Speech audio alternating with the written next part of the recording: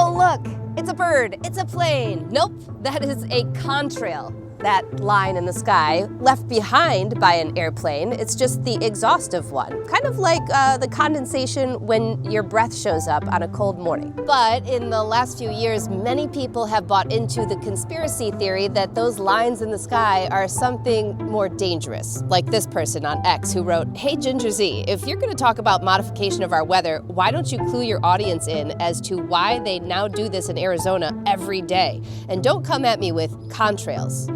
But those are contrails. And I highly doubt you're seeing them every day. But let me help explain what that person and many others on the internet are trying to imply. They think that those lines in the sky are not contrails, but they call them chemtrails, something made to poison us or control the weather, or both. While the emissions that come out of an airplane engine are anything but clean, there are zero reports or tests that have proven that there's anything nefarious coming out of airplanes. And look at the contrail we showed you earlier. It has now spread out a bit. So yes, they can reflect sunlight and have some impact on weather, but it wasn't put there for that reason. It was put there to take somebody to Miami for the weekend. Okay, a reminder, you will not see a contrail from every plane every day because the atmospheric conditions, the temperature, the moisture have to be just right.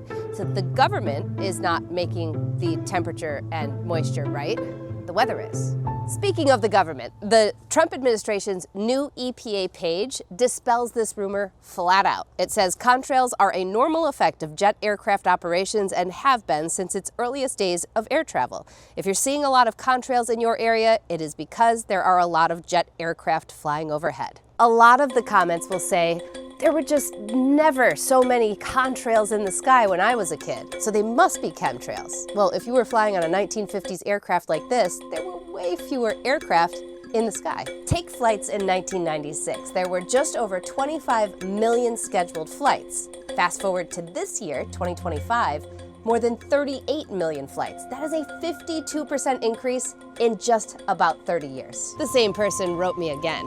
They said, "These were taken just since I sent you that tweet. Are these, quote, contrails that are all over northern Arizona today whilst experiencing 14% humidity, or some other form of weather modification that you didn't disclose to your viewing audience?" Oh, I like this one. Let's talk science. You're trying to think that 14% humidity at the surface matters for airplanes?